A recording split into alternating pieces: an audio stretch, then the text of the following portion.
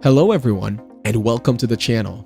In this video, I will show you exactly how to unblock on Facebook. First of all, open up the Facebook app on your phone. Once you are into your account, tap on the menu icon from the bottom right corner.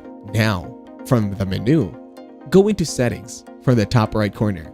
Then, you need to head to the Account Center. After that, scroll down in the Account Center and look for the blocking option. If you're not able to find this option, you can search for it. Tap on the search icon and tap a query for blocking. Now, from the blocking list, you will be able to see all the people you blocked. To unblock the account or person, all you need to do is tap on the unblock button, and that person will not be on your block list. After you have unblocked someone, you will be able to see their posts, send them messages, and engage with their content on Facebook. But unblocking someone doesn't automatically re-add them. You will need to send a friend request again if you want to reconnect. If you enjoyed this video, like it and share your comments or questions below.